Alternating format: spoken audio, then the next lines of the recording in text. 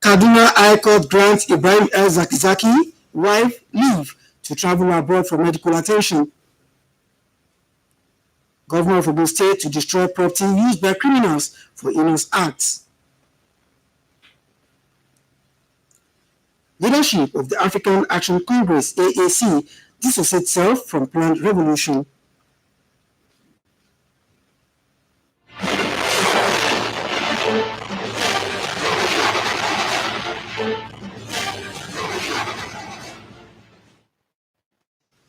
Good evening and welcome to News at 7 on Nta Abeokuta. My name is Nta Abeokuta.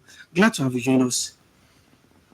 The presidency has reminded Nigerians that the ballot box remains the only constitutional means of changing government, with emphasis on the fact that the days of coup are over. This is in reaction to calls by a group, Global Coalition for Security and Democracy in Nigeria, for a planned revolution protest with the aim of bringing about a regime change. Ruth Agoli completes the report. Group, Global Coalition for Security and Democracy in Nigeria, for a planned revolution protest with the aim of bringing about a regime change. A statement by the Senior Special Assistant to the President on Media and Publicity, Garba Shehu, pointed out the difference between peaceful call to protest, which he said is the inalienable right of all citizens, and incitement for a revolution. Garba Shehu said, in February this year, Nigeria held simultaneous presidential and parliamentary elections, which were won resoundingly by President Muhammadu Buhari and his All Progressives Congress Party, and attested to by a core of international election monitoring missions. The presidency therefore taxed those hiding behind power through undemocratic, violent means to come clean and lead their march in person. Only then, the statement adds, may they begin to have the right to call themselves leaders before the people of Nigeria. The Kaduna High Court, presided over by Justice Darius Kobo, has granted the leader of the Islamic movement in Nigeria, Ibrahim El-Zakzaky, and wife leave to travel to India for medical attention. Abdullahi Muhammad reports that the court also ruled that El-Zakzaky and his wife be accompanied by government agents to guarantee their return to the country to continue their trial. The report. It is exactly the word used by one of the national dailies yesterday to describe the situation in Kaduna, some hours to the continuation of the trial of Sheikh Ibrahim El-Zakzaky taking place at the High Court here in Kaduna. And today, both parties, the prosecuting and the defense counsel, have had their day in court and unused all the document containing their argument for or against the Sheikh going out of this country for treatment. And finally, the Justice Darius Kobo has granted leave to Sheikh Ibrahim El-Zakzaky to seek for medical attention abroad. There were 8 different medical reports that show clearly that the applicants are in dire need of urgent medical treatment abroad. When the court agreed with the applicants and granted the application as per. The court said when the applicant is discharged by the hospital that he referred to Medenta Hospital in India. So as soon as he's discharged from the hospital, he returns to the country to continue his trial. And with this judgment, it means that Sheikh Ibrahim El-Zakzaky will now prepare himself to go abroad for medical attention. And then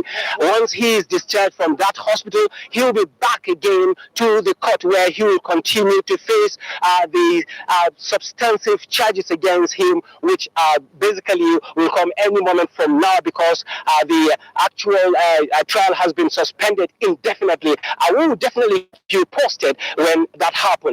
In Kaduna, my name is Abdullahi Muhammad, NT News. Many thanks, Abdullahi.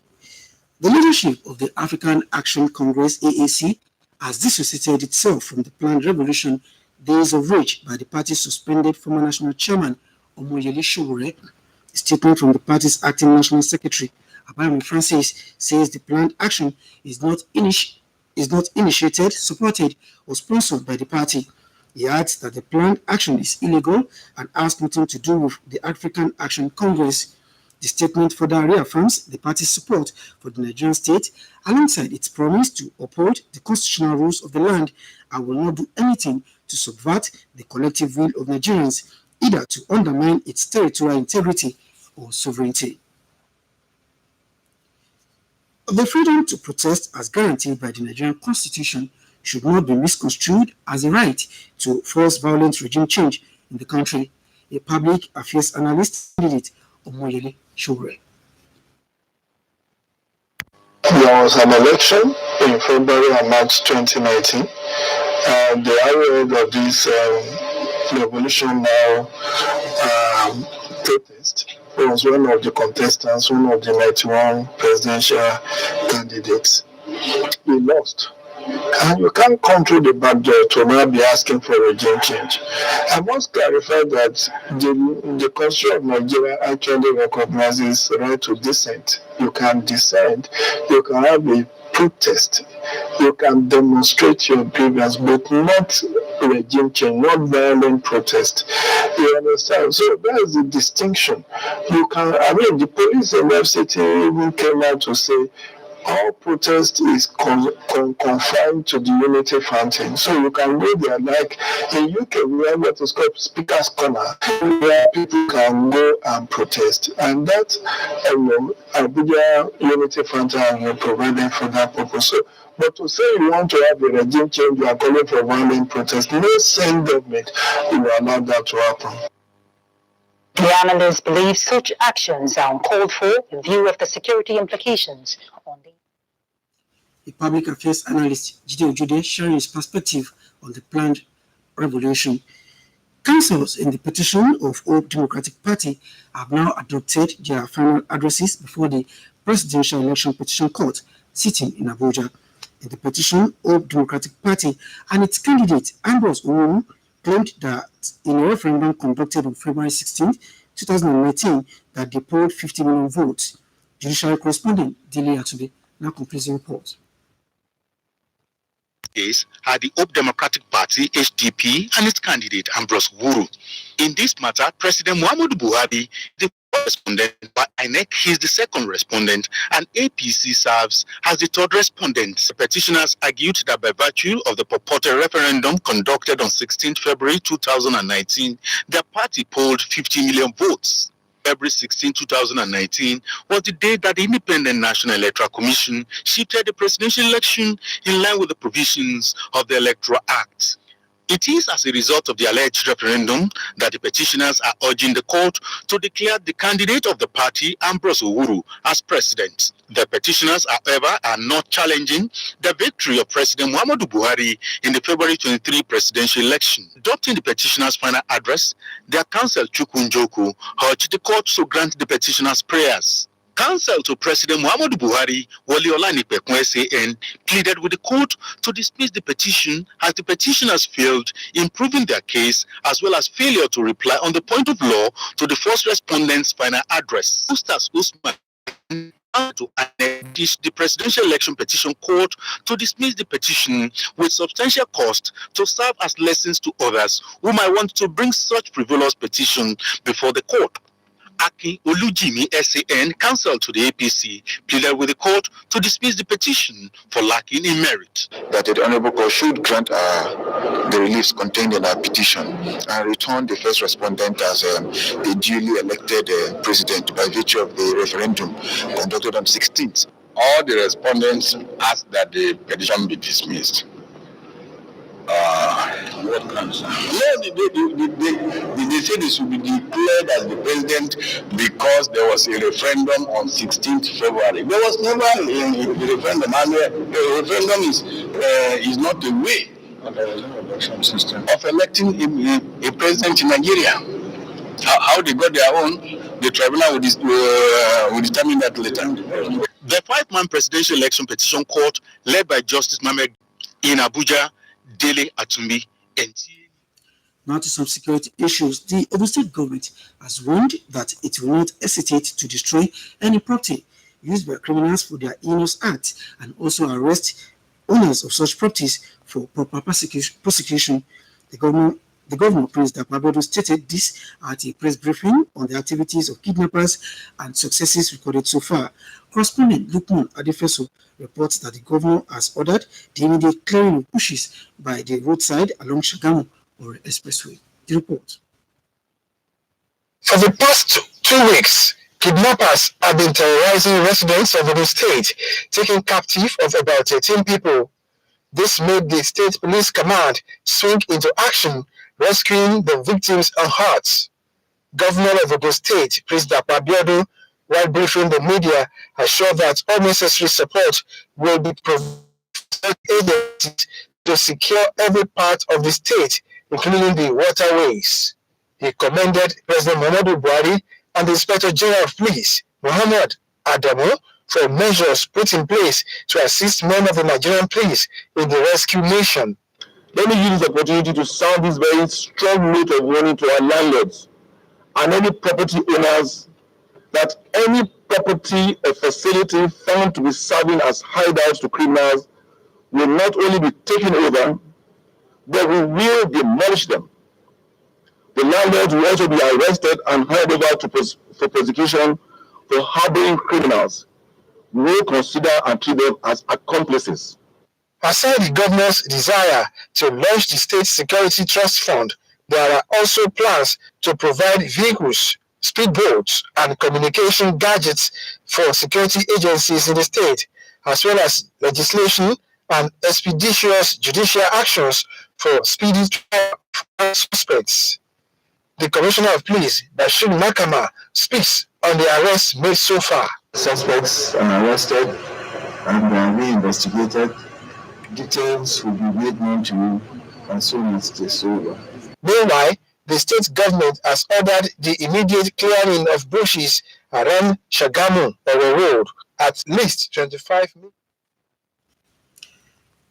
Nigerians have been urged to respect constituted authorities and abide by laws in force in their countries of residence. Chairman and Chief Executive Officer, Nigerian Diaspora Commission, Abike Dabiri Erewa, stated this at an interactive forum with Nigerians living in the Republic of Benin. Musa Tolat completes the report. Thank you so much, Your Excellency. A gathering where the rhythm of election revolves. 15 West African countries united by a common cause, that is better electoral process, and the biennial meeting of the ECOWAS network of electoral commissions, ECONEC, is the platform. A sub-region with 320 million people, but large percentage of the disabled, youth and women are excluded in the electoral process. A concern for all here, and they are pushing for a situation where every segment of the society must have a choice and voice in the electoral process. The legal framework for politics and elections in many places needs to be reviewed to enable greater participation and representation for women, youth, and persons with disabilities. Now, looking at the recent experience of elections in Nigeria, I do see a lot of hope moving forward. On the positive side, we did see the passing of the Not Too Young to Run bill, allowing younger people to participate in the political processes. We did see the passing of bills also for people with disabilities. A success story all identified with Nigeria. Democratization is a process and not a project, and equally not a task that must be done only by the executive arm of the government. The parties in their management of affairs must acknowledge the fact that inclusivity is very, very important so that nobody is left behind. Professor Mahmoud Yakubu is the president of the ECONEC, and the recommendation to reduce the cost of election administration on the sub-region is worked out. As you know, ECOWAS is committed to establishing an election logistics depot located in Lungi in Sierra Leone, so that countries in the sub-region that are conducting elections need not spend previous resources to be buying ballot boxes once every 4 years. 7th of August 2019, Professor Mahmoud Yakubu will hand over to his successor as the president. We sincerely apologize for the mix-up in that report. That package is, in fact, the summit of ECOWAS commissions of electoral commissions in ECOWAS country, as in the judiciary, play a key role in ensuring accountability and the finances of the arm of government. To enhance their capacity to deliver, the financial officers are undergoing a training workshop in Abuja. Olabodariwa tells us more. Musa and Festus Chia are public servants working as financial officers with the FCT and the Anambra State Judicial Service Commissions.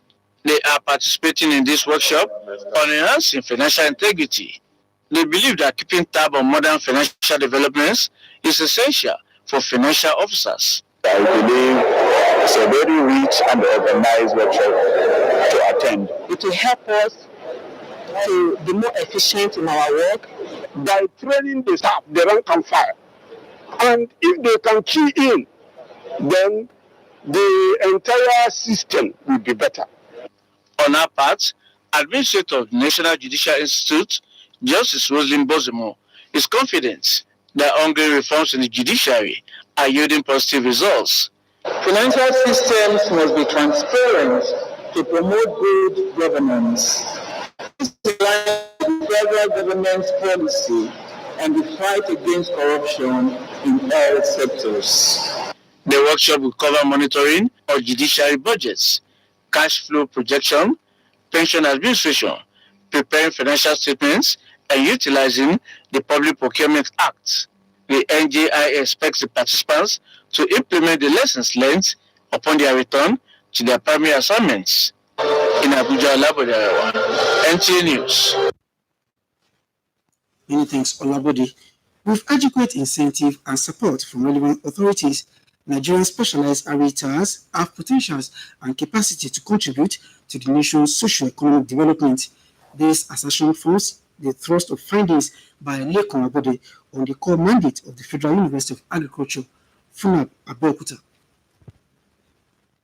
Established on the 1st of January 1988, the Federal University of Agriculture, Abeokuta, has continued to maintain an enviable position as a reference point.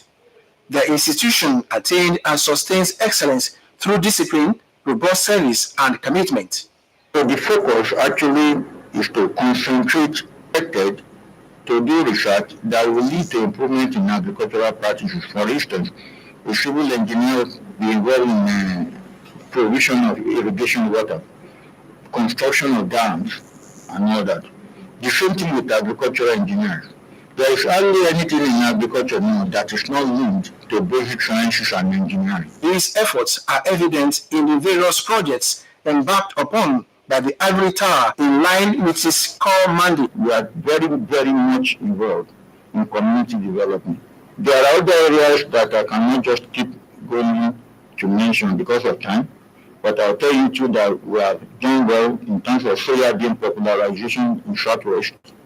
And we've done well with rice cultivation in the Southwest. Some of the major breakthroughs are in areas of human capital development, researches into exploration of the value chains in agriculture through synergy with international partners and donor agencies, just to mention but few. One that, now retired, worked on a species of local chickens, which has now become a brand with the full patent given to the initiator. Apart from this, other projects also embarked upon by the institution include training of students to be self-reliant by building their capacity. One major thing that we know from Junior is that they try to make sure that every one of us are disciplined. They give us principles to go by. Like for example, Junior courses now, which also helps us that when we go outside of the school environment, we learn to maintain not crossing law and learn to make other limits. Although there have been instances where policy reviews are hindered the institution from offering courses outside the core areas of agriculture, the school authority says it has never had accreditation issues. We don't run any level course. We have never done it. Even now, a college of management sciences have been banned from admitting students in the last 2 years, and we have complied. But don't forget too that those courses were allowed by the federal government. In fact, for the universities affected, if you pick from universities, they've been running courses like accounting for more than 10, 15 years. And all of a sudden, the policy came that if you're a specialized university, you can't run these courses. It didn't make them illegal. It's just a question of government having a rethink. But I also tell you, we need a rethink on the ban so that it is lifted.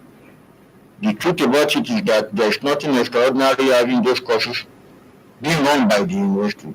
One mandate is the transfer of supervision of the institution from the Ministry of Education to the Federal Ministry of Agriculture. This, the institution say, is laudable, as it has enabled the university to acquire equipment for mechanized agriculture. Administrative showcase to not only to make money, but to showcase to the students that these things can be profitable and can be efficiently done without any drudgery.